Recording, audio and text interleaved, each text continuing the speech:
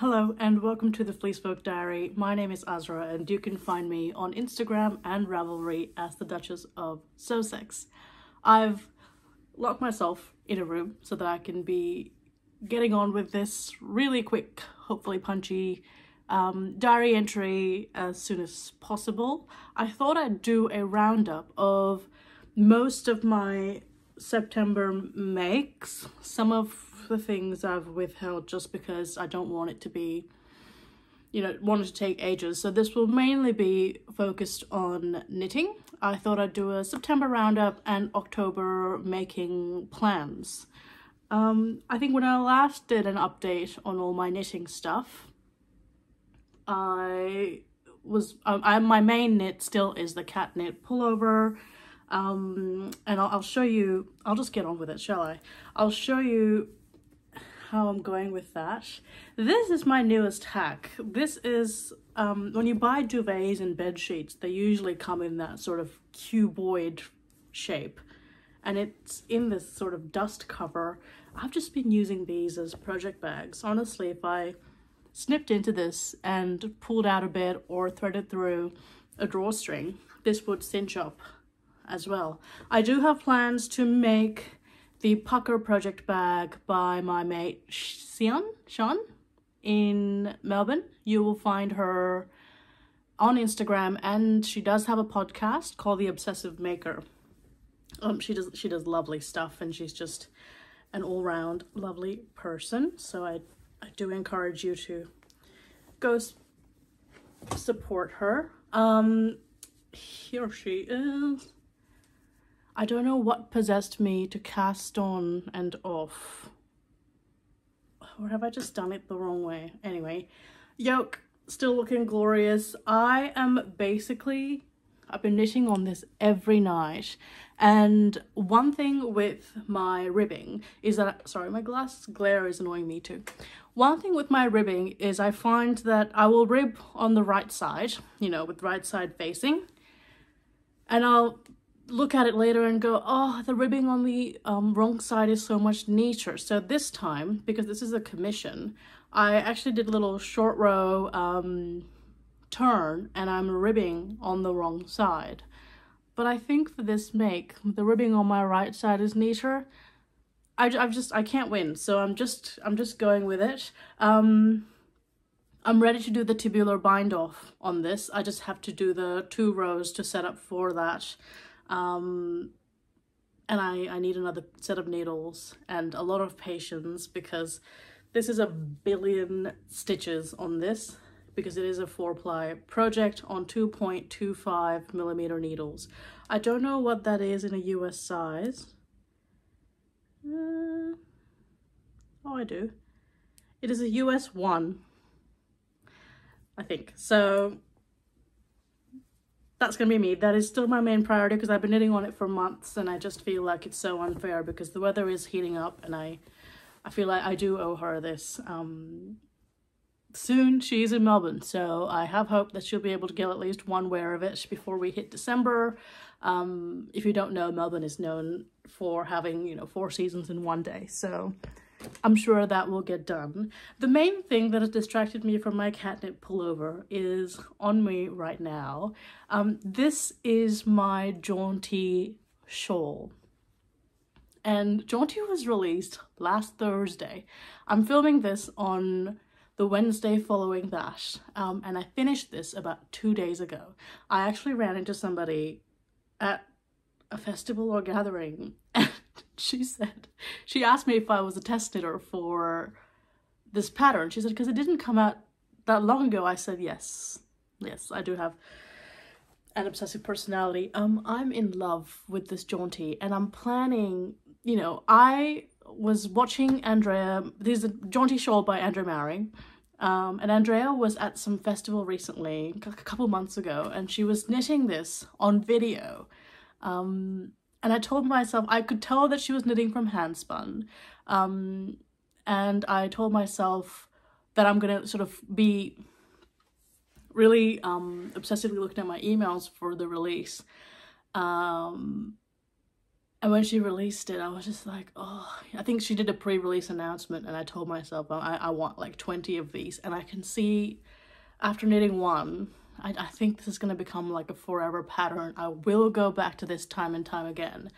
I don't know if this yarn looks familiar to all the Tour de Fleece folks, but I've knit this out of my Tour de Fleece combo spin, and I love it. And I got, I think, 6 skeins or 7 skeins out of my Tour de Fleece combo spin, and I spun it to like a worsted heavy DK 3-ply, and I accidentally somehow, even though combo spins are random, one of the skeins ended up looking like a fractal. So I thought, great, I'll knit the shawl in the rest and I will use my fractal to make an accessory to match, because initially this was going to be a cardigan, and I still think the fractal skein can be put into a hat or a beanie, or gloves or something like that.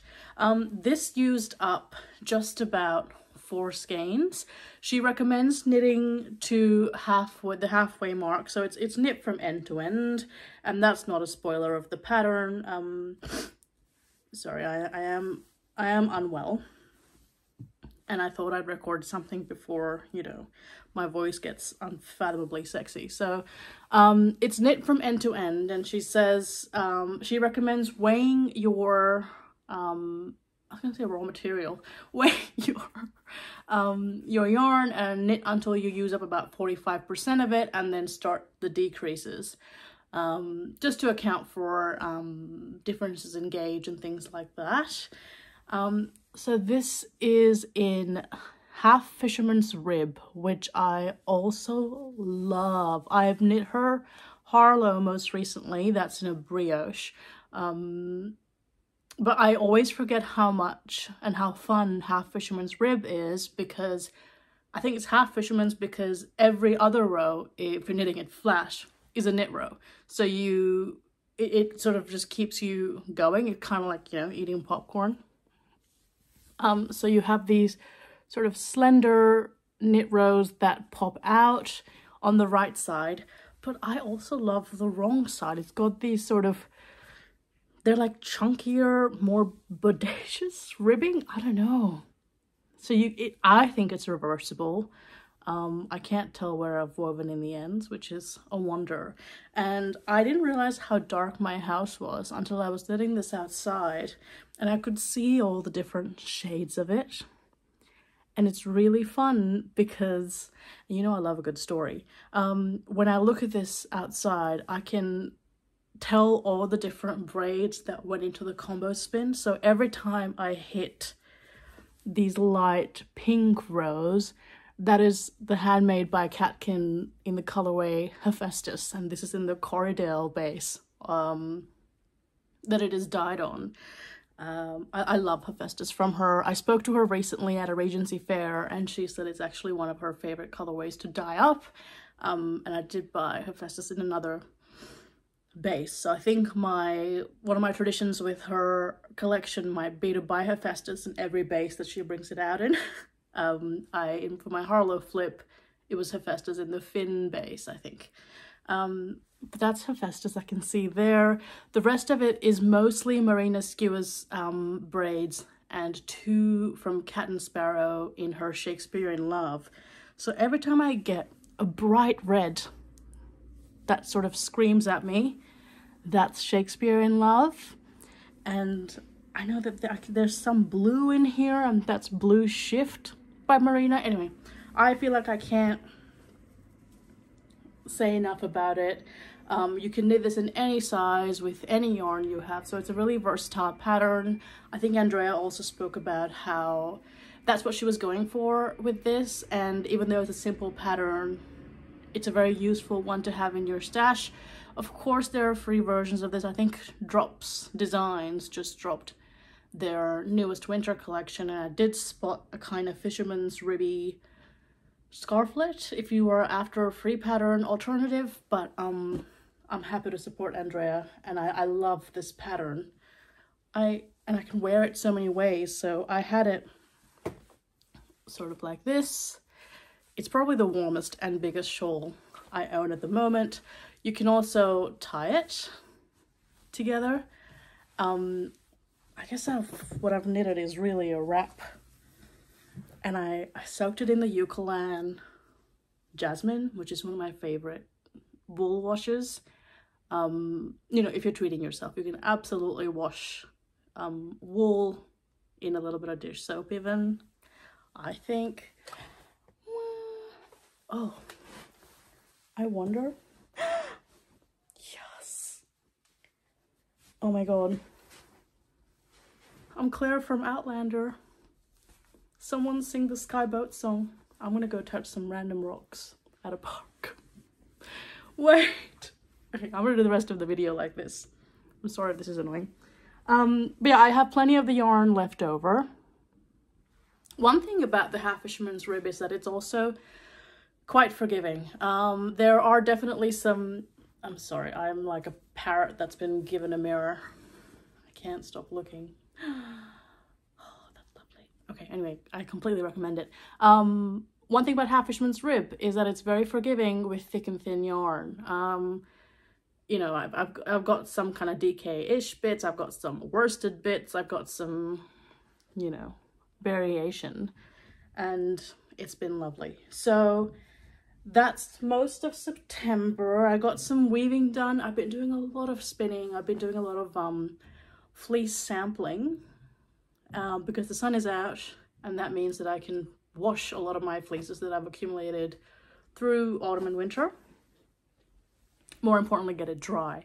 But I have sort of sporadically throughout the year also been a big fan of Louie and Lola's Feather and Flock sets, where she dyes yarns every month after a breed of chickens.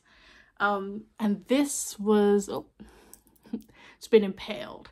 This is the August club, or is it July? I don't have the band, and I should have brought the band. Anyway, this is the August club, I think, and the contrasting mini skeins with it are these lovely jewel tones. And I was looking for a quick win. I was looking for a palette cleanser. And this is my first time trying her colorways in a DK sock base. Again, you know I can't get through 100 gram fingering weight skein. I applaud you if you can, but I thought a DK base might be nice, might be quick. And I knit this on like one random Saturday. This is my first sock. And I don't know what possessed me, but I thought of doing some corrugated ribbing, and I'm a huge fan. This is like my millionth camber sock pattern. I love Kat Martin's camber sock pattern. I think it's so versatile. She has recently released the Perth socks, I believe, so that'll be interesting as well. I have done my favorite garter edge, just heel flap and gusset in the caramel, and the toes I've finished off in this peacock blue as well.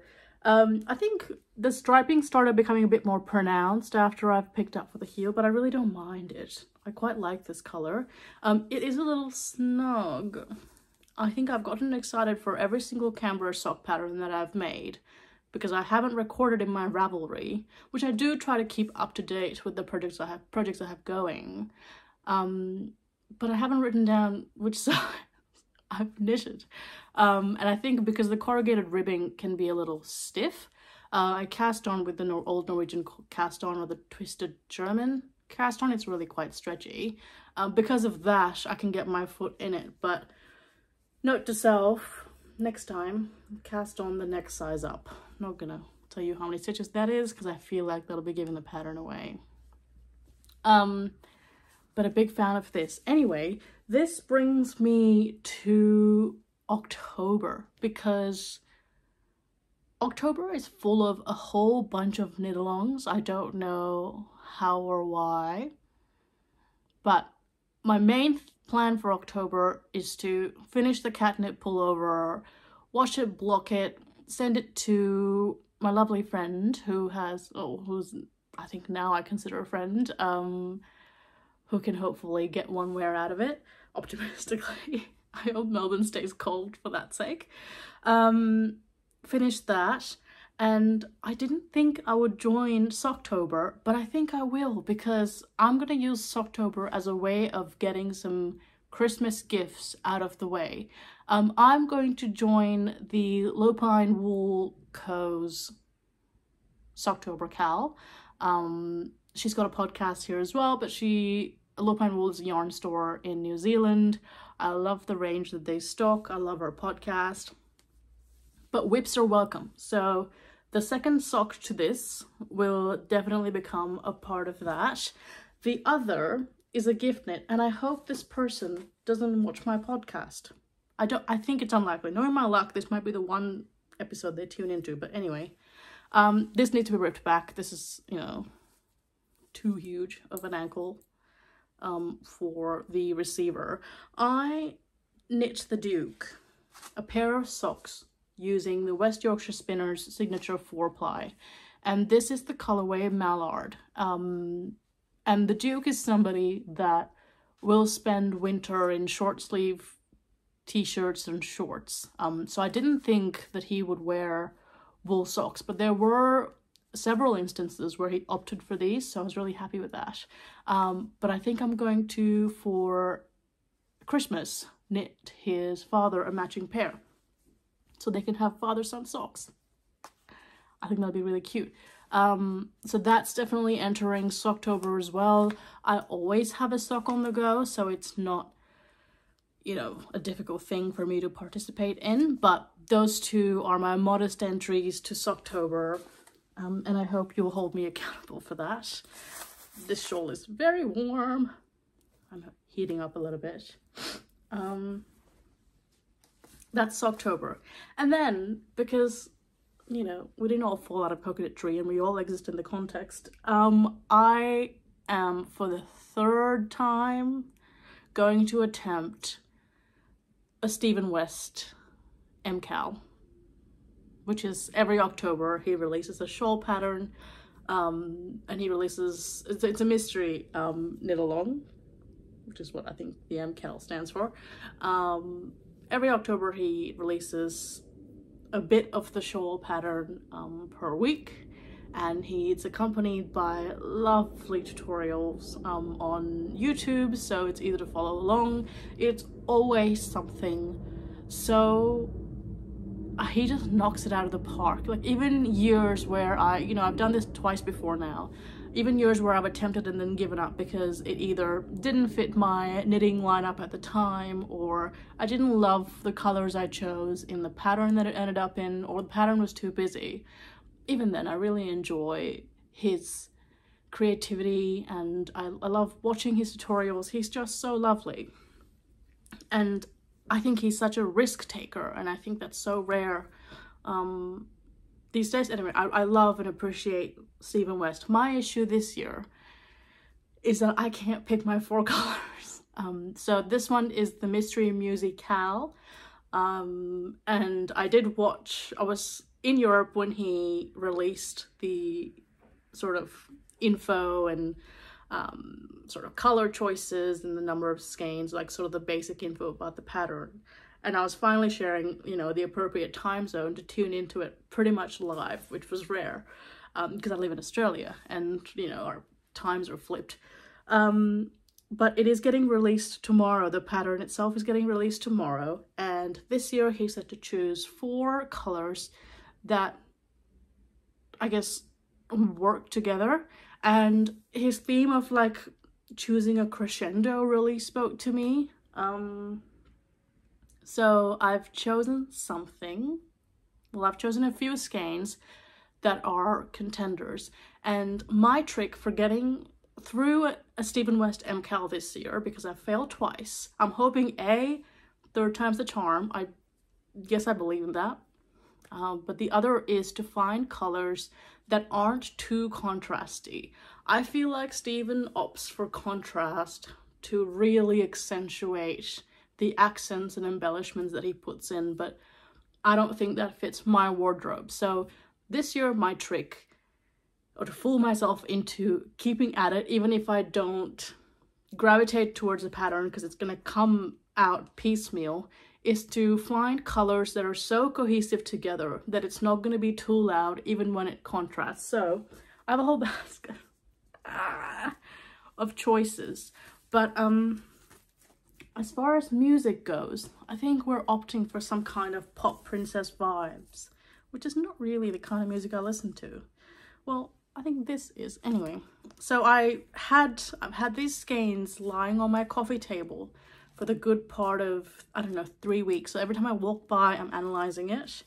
And every MKAL I've done, I've had this one skein from 3 Trees Fibercrafts enter. So I think the theme for me this year is the ghost of MKAL past, and that's this baby. This is her, I think, fledgling base in hot chili. It's got these sort of dark speckles, but you know I love a red. So I'm going with that. And then when I was in Adelaide in my Knitting Across the Nullarbor haul, I picked up this hot pink from Circus Tonic Handmade in the color Carmen. And as far as, you know, the musical theme goes, Carmen is one of my favorite operas, so I think it's appropriate. So she's definitely in. She's not a maybe. These two I think are definitely in. So I had to find colors that complemented these two. He did say not to opt for too many variegated skeins, but I kind of have, because I'm going with a hand-dyed theme. And they're all Australian dyers, so I'm very happy about that. And then in my last video, I spun these up, and I think it fits this hot pink theme. Sorry, they're 100 grams, but my Ashford bobbin will only ply 50 grams at a time, so I think I'm going that. She's definitely in.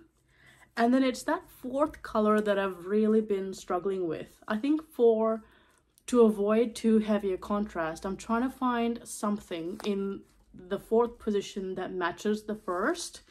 And I had initially thought I would take this 3 Trees Fibercraft. Rhonda is the dyer. She does some really tempting colorways. I thought that contrast was too much. So I dug into my stash and enter Maker Moran with Vexed, I think. And I saw her this past weekend at Fiberfest, and I said, you're going into my MKAL with Vexed. So I think I made her a promise somehow. I think that's my palette.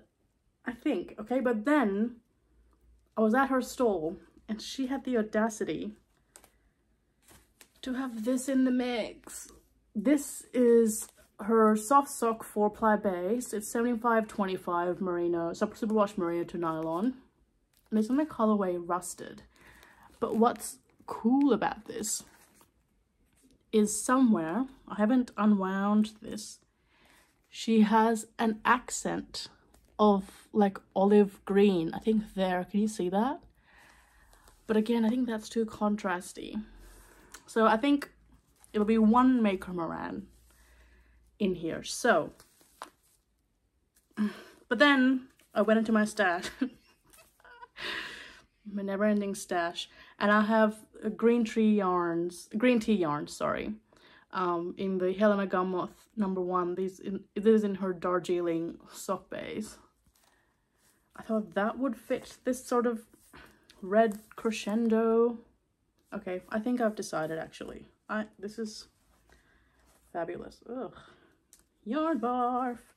Okay, all right, hold me to this, okay? Color 1 is Carmen by Circus Tonic Handmade. Color 2 is Handspun. And knitting with Handspun, I know, is going to make me want to keep going. This might be color 1. But I'm hoping the first glue uses the first 2 colors. Is Handspun. This is a top by Ethereal Medusa.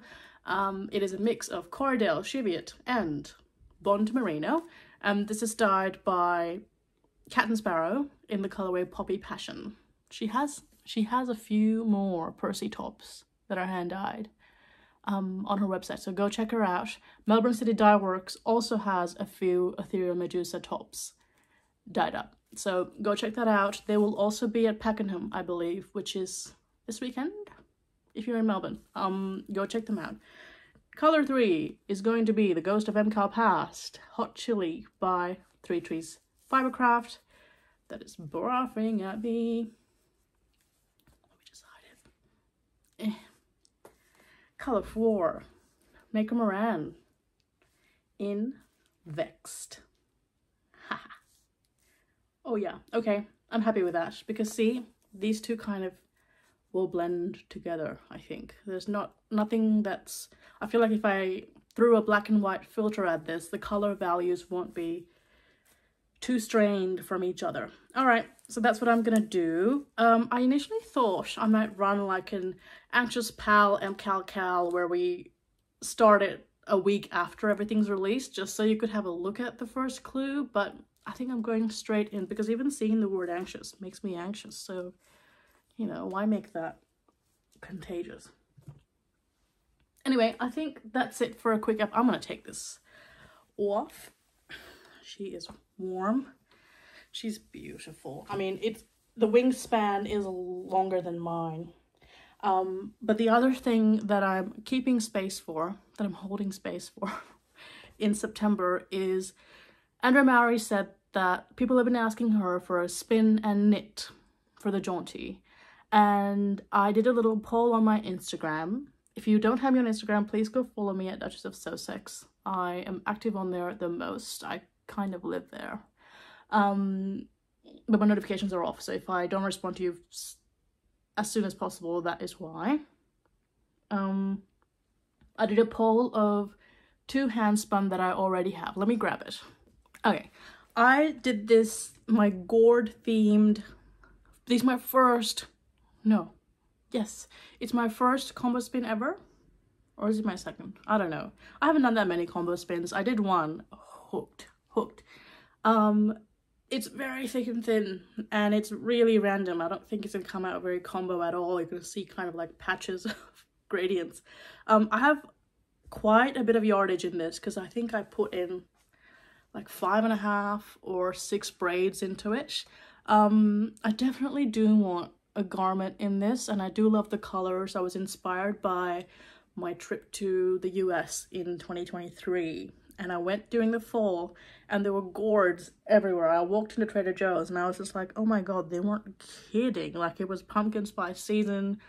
I entered Trader Joe's and it's just cinnamon, like straight up my nose.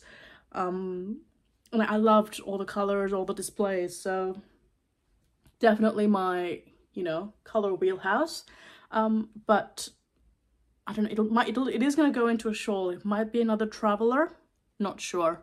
I really appreciate how much effort Andrea puts into creating patterns for handspun, and I think it helped because she is also a hand spinner, so she understands the process and how, you know, our, I guess, anxieties, trials and tribulations when it comes to creating garments out of handspun and sort of that thought process.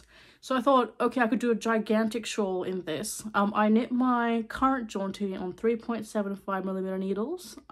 This will probably need something around the 3mm or 3.5. I think I can get away with. I see some fingering bits. I see some DK bits, some heavy DK bits. Could do that, but if I'm already doing the MKAL, which I think I will do on 3.5mm needles, I don't really want to do another. And the other one was this Moody Polworth braid that I spun up over like one day. I was obsessed with this. This is from Lyrebird Yarns. I think she's based in the Blue Mountains in New South Wales, just outside of Sydney. And I only had the one skein of this from 100-gram braid. It is so soft. Polworth is so beautiful. It's definitely sitting in the fingering weight department, and I thought I could do like a Moody shawlette. And this did get some votes, but the gourd themed combo spin did win. My one thing with this is that it's quite similar to these colors, so I feel like I needed to do it in a different colorway. So I am sitting on my hands, I'm sitting on my wheel, waiting for Andrea to please kick off the spin to knit for Jaunty. I am waiting. I have picked out my fiber. It is screaming at me from the floor, and I think I'll show that in another video. I'm sorry to be a tease. I'll show that in another video when I do spin it up. I'll tell you, it is from Kathy's fiber, and Kathy does beautiful braids. I do believe that's also Polworth. That is sourced from South Australia and dyed in South Australia. So that's it. That is my roundup. Yep, I've been yapping for about a half hour, so I think that'll do. I would love to know what your plans are for October. I know there are a few CALs going on. There's obviously the Stephen West MKAL. I think that's the busiest group of people. There's also Socktober that several people are running CALs for. But there's also like Gnome-tober, or like a gnome knit-along, which I think would be lovely for scrappy projects, but also mini skeins that are just sitting around. And they're so cute looking. So if you do knit a gnome, you have full permission to flood my Instagram DMs. You can write into the podcast at fleecefolkaus@gmail.com. I'm real nosy and real interested in what you are knitting up. If you are doing the Stephen West MKAL, send me your colors. Are you using the same dyer? Are you using commercial yarn? Are you know, what's your thought process? I'm operating on the crescendo sort of scale. I guess it's kind of like a decrescendo because I'm going from real bright to kind of pull it down to the moody. But let me know. I want to know. I'd love to have a chat. So thank you for tuning in. I'll see you next week. I'm not sure if I'm going to be documenting every week of my MKAL. I feel like that might be boring because this is also a FleeceFolk podcast. So I'd love to share a bit more spinning content as well and not totally alienate that part of my crafting agenda. Yeah, I'll definitely be updating everyone on Instagram as I go along, hopefully posting as well on how I progress and whether I give up or not. I'm not putting too much pressure on myself to finish it by the end of October. If I like the design enough, and if my trick works, and if I do have my brain fooled on, you know, soldering on because the colors of the skeins really go together, I'll be happy with that. All right, I'll see you next time. Bye.